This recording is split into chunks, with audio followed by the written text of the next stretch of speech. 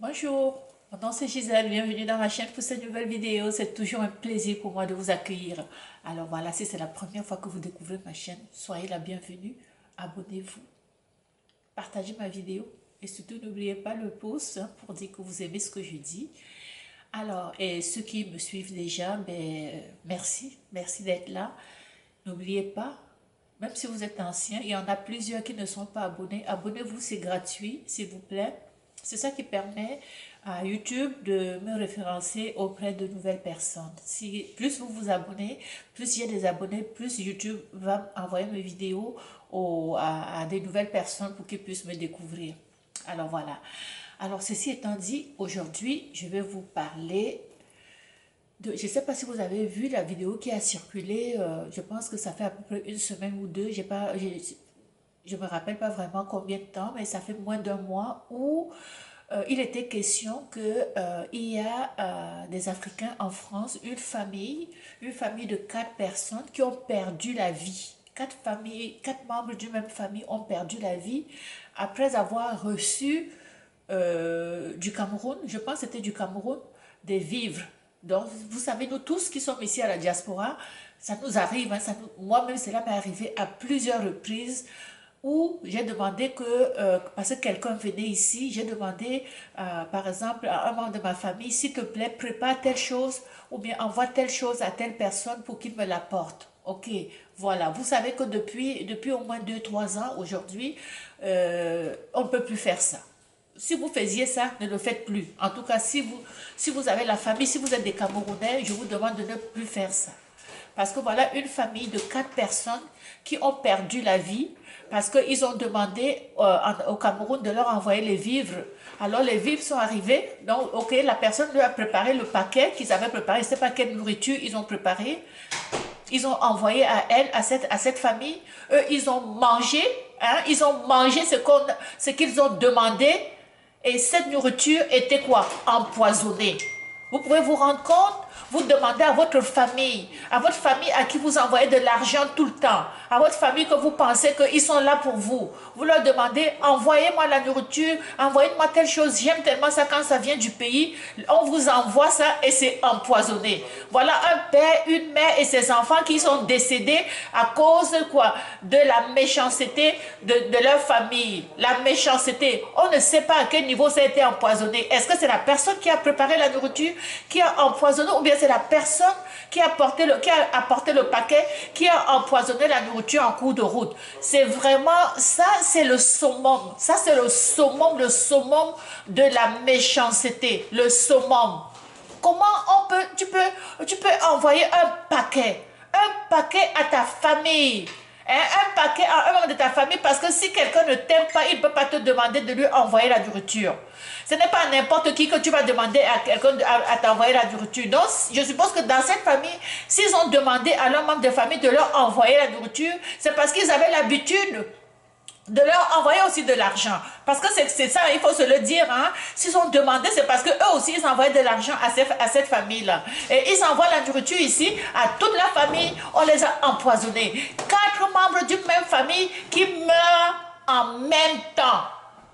En même temps, ça, c'est le summum. Ça, c'est je n'arrive pas à croire. Écoutez, je vais vous montrer aussi ici une vidéo. Vous allez voir une vidéo de comment les aliments sont transportés, les aliments sont envoyés par exemple à l'étranger. Comment est-ce qu'on a intercepté les aliments qui ont été envoyés par les gens qui voyagent. Vous savez comment ça se passe. Donc vous voyagez, vous arrivez à l'aéroport, on vous demande donc on ouvre vos bagages et c'est comme ça qu'on découvre toutes sortes de choses dans nos bagages. Bon, ne soyez pas surpris de ce que vous allez voir, mais ça aussi, je ne dis pas que c'est de cette façon que la nourriture a été empoisonnée, mais je veux quand même que vous sachiez que quand vous demandez qu'on vous transporte, qu'on vous apporte des choses du pays là, de plus en plus, ne le faites plus. De toute façon, par exemple, ceux qui sont au Canada, vous n'avez plus besoin de rien de l'Afrique parce que tout est ici, tout est disponible ici. Et même à cette allure-là, je me demande même si je vais encore acheter les aliments africains. Parce que s'ils ont commencé déjà à empoisonner les aliments qu'on envoie aux membres de la famille, Qu'est-ce qui me prouve que même les aliments qui vont vendre dans les marchés africains, ils ne vont pas mettre de poison dedans? Ça commence à être dit, ça commence à me questionner, ok? Donc je vous montre ici une vidéo, vous allez voir comment les aliments sont transportés et comment à l'aéroport ça a été intercepté au point où ils ont fait venir un ministre de venir investiguer, de venir voir, ok? Bon, soyez prêts, je vais vous montrer la vidéo. Donnez-moi une minute.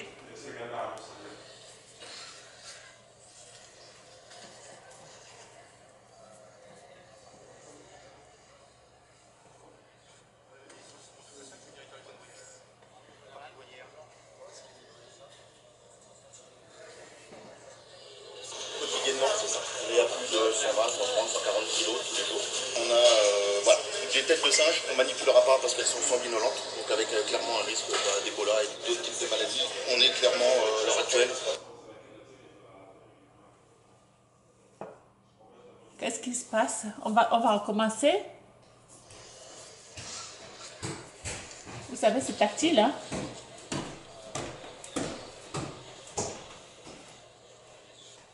J'espère que vous voyez parce que je ne vois pas.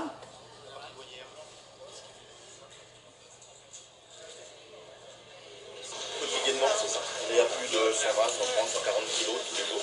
On a voilà, des têtes de singe qu'on ne manipulera pas parce qu'elles sont sanguinolentes, donc avec clairement un risque d'Ebola et d'autres types de maladies. On est clairement à l'heure actuelle sur des chiffres qui sont en règle générale d'à peu près 8 tonnes de viande par an.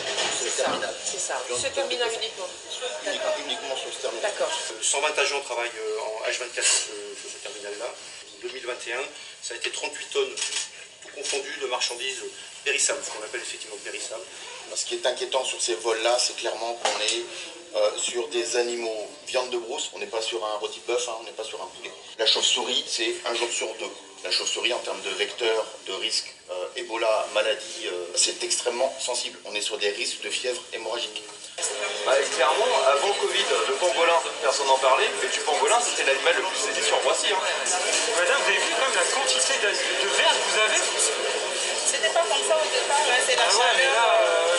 J'ai pu donc ce matin observer et également apprécier le travail des douaniers, notamment de contrôle, dans la salle de livraison des bagages. Donc je les remercie évidemment pour leur travail au quotidien, travail qui est difficile. Et j'ai pu le voir ce matin et vraiment merci parce que ça peut avoir un impact sur la biodiversité, mais aussi ça fait courir un risque sanitaire.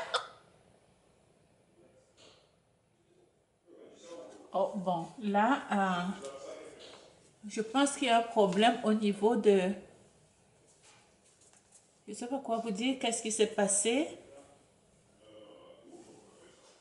Ok, attendez, je ne sais pas ce qui s'est passé avec le... On va reprendre. Je m'excuse. Je m'excuse de reprendre.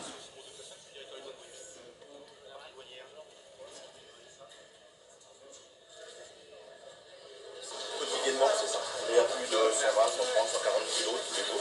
On a voilà, des têtes de singe qu'on ne manipulera pas parce qu'elles sont sanguinolentes, donc avec clairement un risque d'Ebola et d'autres types de maladies. On est clairement à l'heure actuelle sur des chiffres qui sont en règle générale d'à peu près 8 tonnes de viande par an.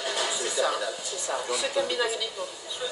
Uniquement sur ce terminal. D'accord. 120 agents travaillent en H24 sur ce terminal-là. En 2021, ça a été 38 tonnes confondues de marchandises périssables, ce qu'on appelle effectivement périssables.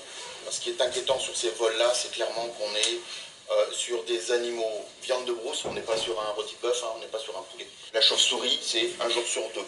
La chauve-souris, en termes de vecteur, de risque, Ebola, maladie, c'est extrêmement sensible. On est sur des risques de fièvre hémorragique.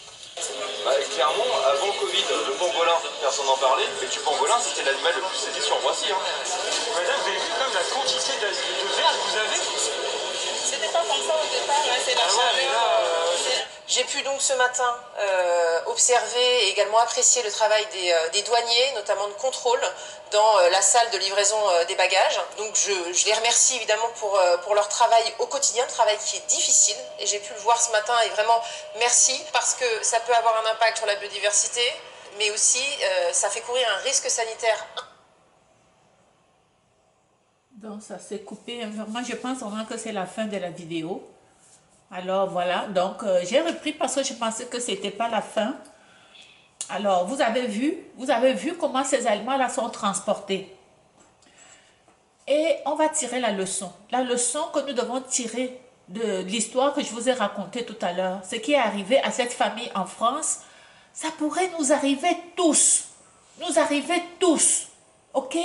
Qui n'a pas demandé en Afrique de lui envoyer des aliments?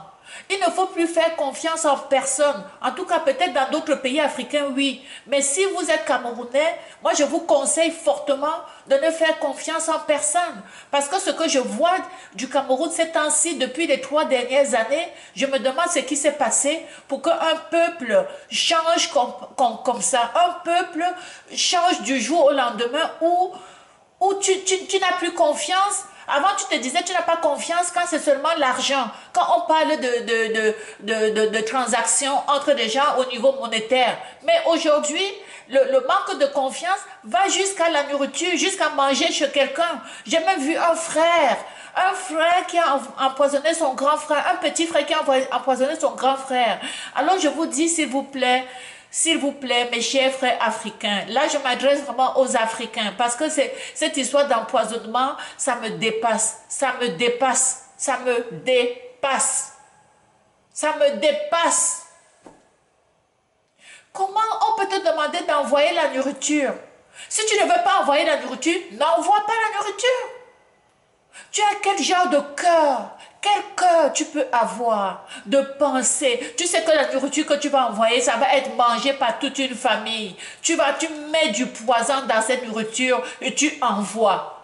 La personne reçoit en se disant, oh merci. Et je suis sûre qu'elle t'a même appelé pour te dire merci, sans savoir que c'était sa dernière fois où elle disait merci.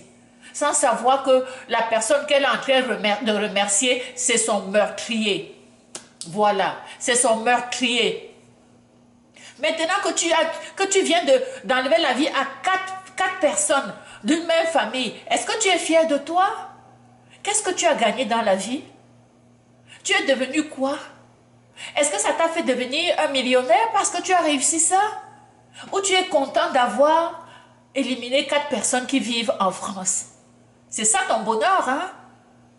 C'est ça. C'est ça être Machiavel. Des Machiavel au Cameroun.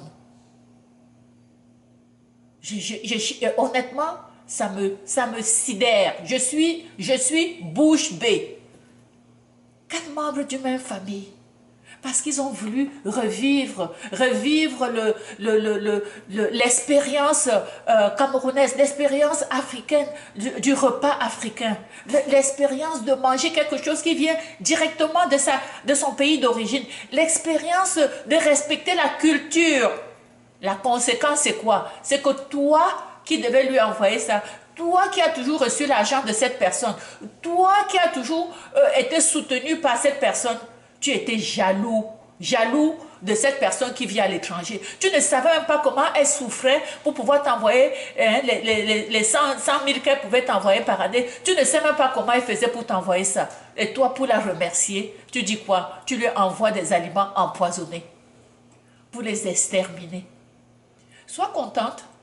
Le Satan est en train de prendre le monde et tu fais partie.